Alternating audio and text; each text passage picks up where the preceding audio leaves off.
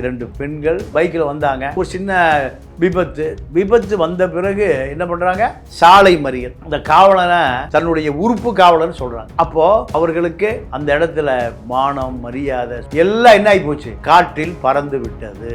இப்போ இது தமிழ்நாடு முழுக்க பரவ ஆரம்பிச்சிருக்கு.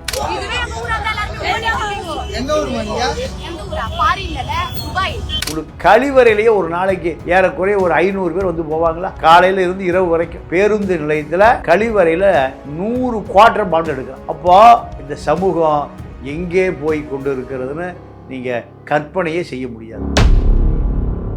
பெண்கள் நடு ரோட்டில் வந்து குடித்து விட்டு தள்ளாடுவது சாதாரணம். டி நகரில் நான் தினசரி பார்க்குற காட்சி. டி நகர் பாய் கடைன்னு இருக்கு அந்த ரோட்டோரத்தில். அங்க 10 மணி 11 மணிக்கு மேல அங்க போனா கார்ல வர்ற மேட்டுக்குடி பெண்கள் தள்ளாடிட்டு போதையோட போய் சாப்பிடுகிற காட்சி தினந்தோறும் பார்க்கணும்.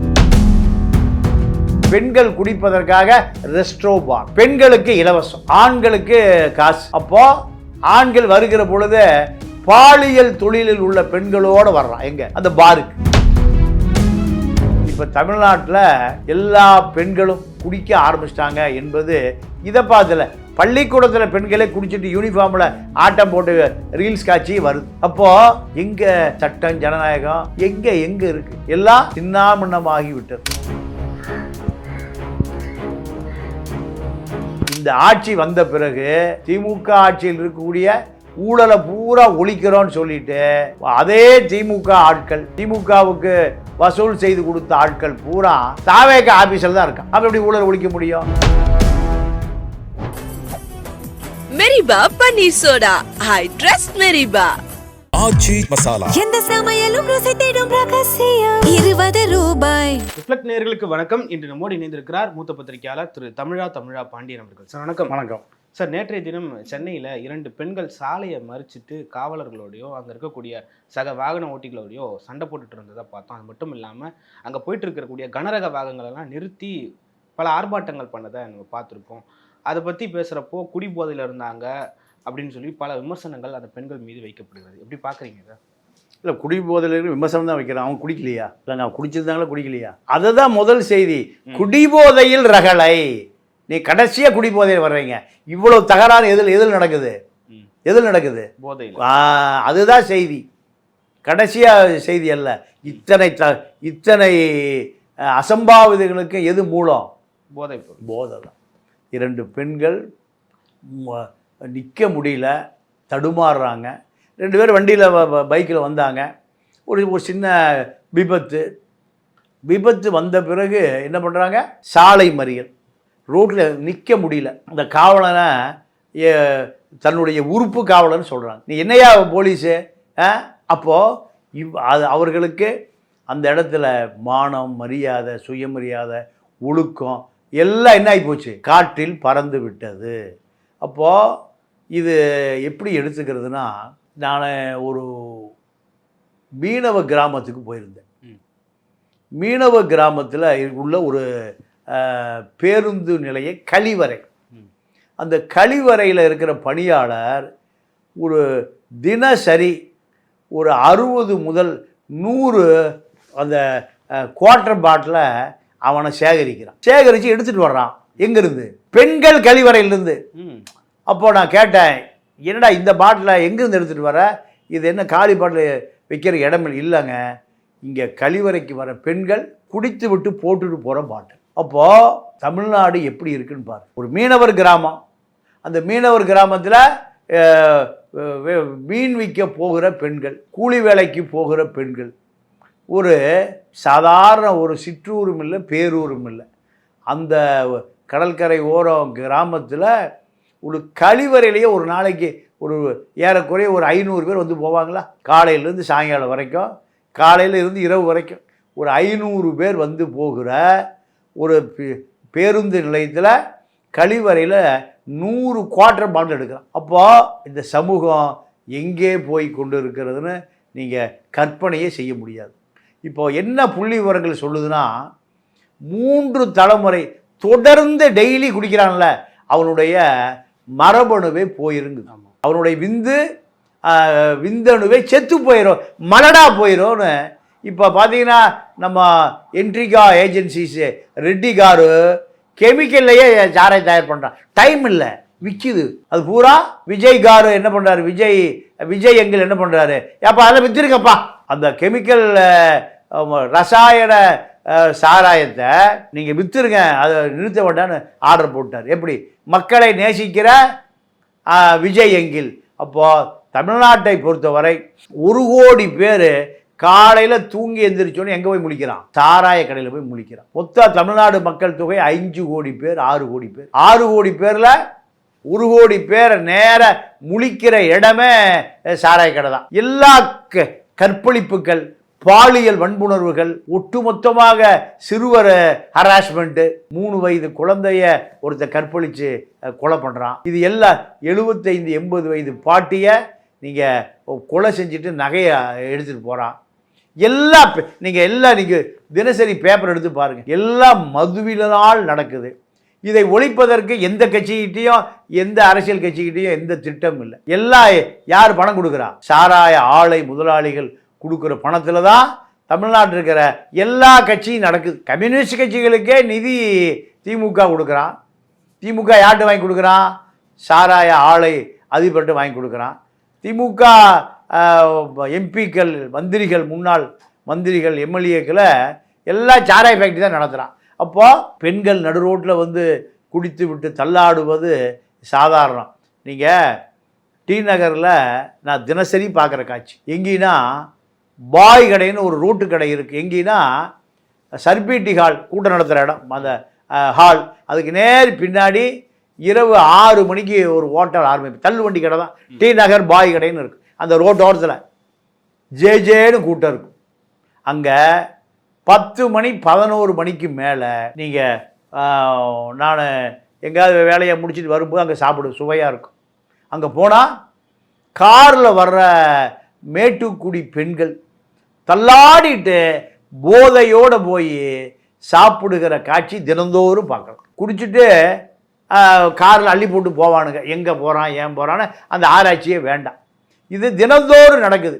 5 நட்சத்திர ஹோட்டல் விடுதிகளில் பெண்கள் குடிப்பதற்காக ரெஸ்ட்ரோ பார், பெண்கள் குடிக்கலாம். அதே போல் சில 5 நட்சத்திர விடுதிகளில் என்ன நடக்குதுன்னா, பெண்களுக்கு இலவசம், ஆண்களுக்கு காசு. அப்போது ஆண்கள் வருகிற பொழுது பாலியல் தொழிலில் உள்ள பெண்களோடு வர்றான். எங்கே அந்த பாருக்கு ஏறக்குறைய பாண்டிச்சேரியில் 100க்கும் மேற்பட்ட ரெஸ்ட்ரோ பார் இருக்குது.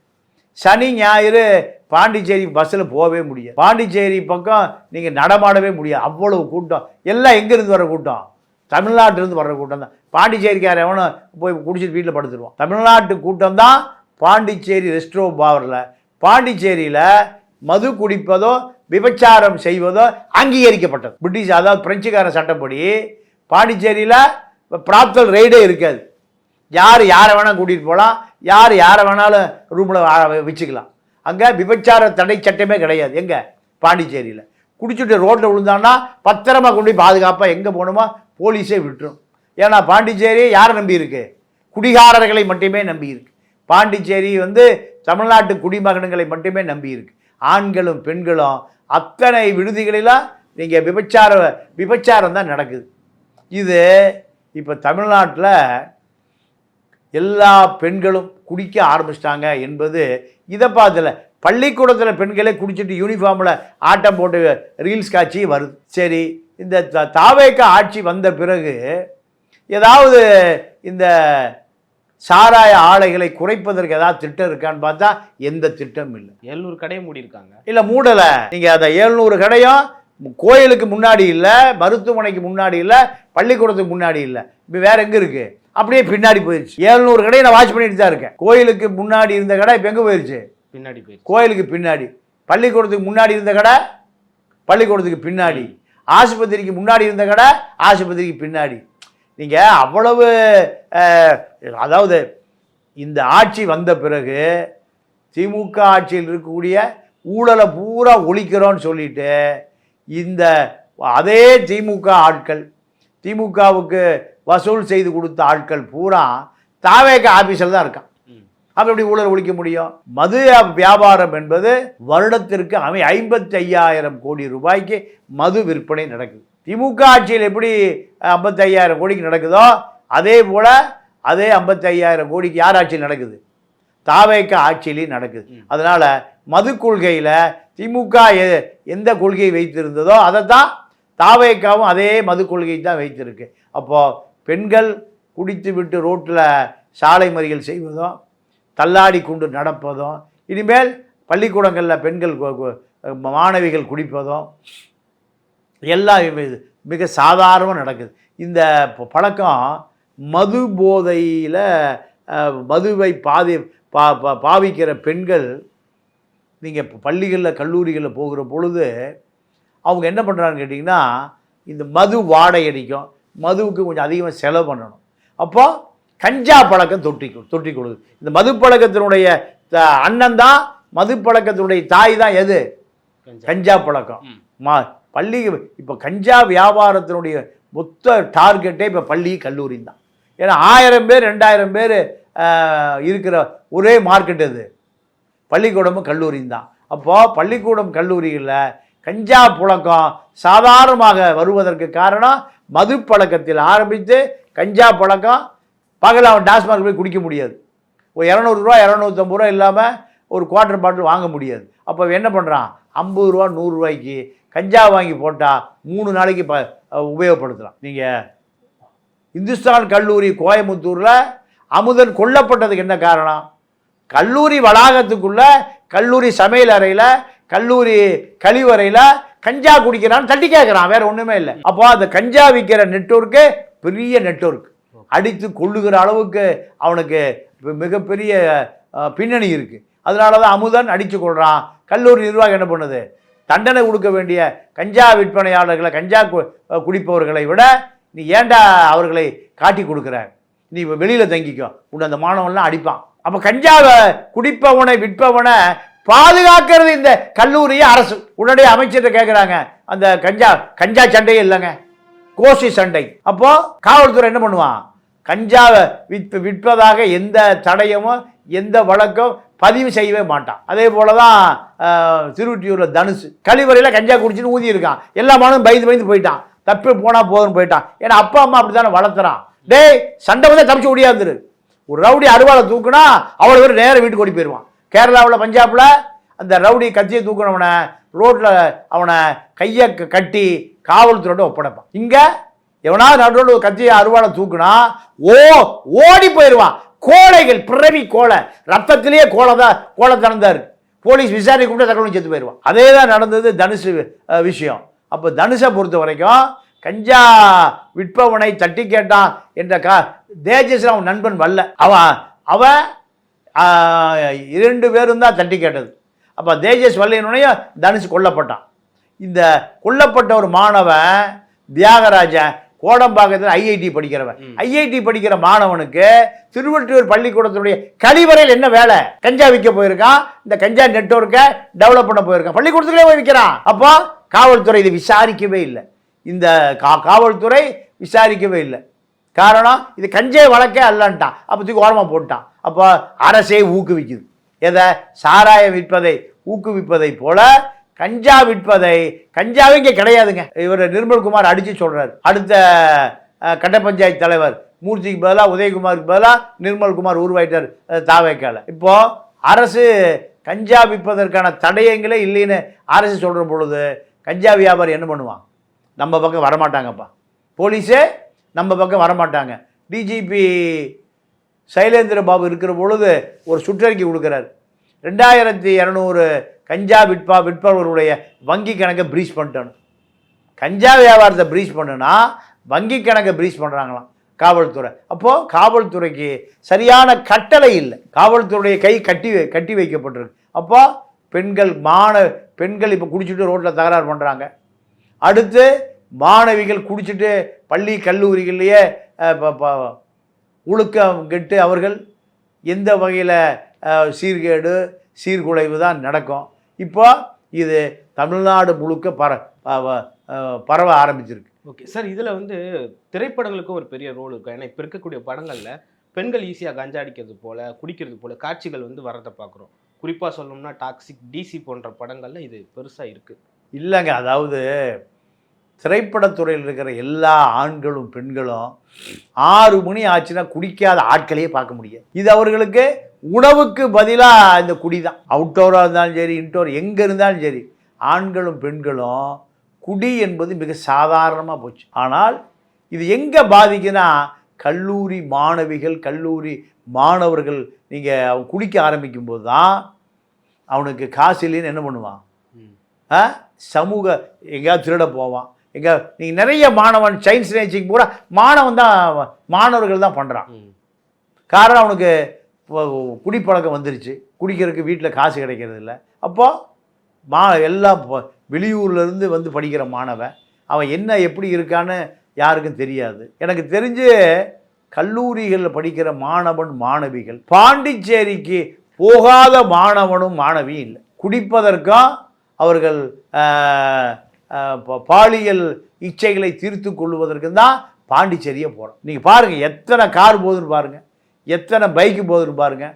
சனி ஞாயிறு ஈசிஆரில் எனக்கு தெரிஞ்சு ஒரு 500க்கும் மேற்பட்ட ரெசார்ட்டுகள் நிரம்பி வழி. எல்லாம் மாணவன் மாணவி தான். படிக்கிற காலத்திலே திருமணத்திற்கு முன்பே, அதாவது அளவு கடந்த போதை, அளவு கடந்த பாலியல் ஆசைகளை தீர்த்து கொள்ளுகிறார்கள். அப்புறம் எப்படி அவன் குடும்பம் நடத்துவான், எப்படி நல்ல கணவனுக்கு மனைவியாக இருப்பான், நல்ல மனைவிக்கு எப்படி கணவனாக இருப்பான்.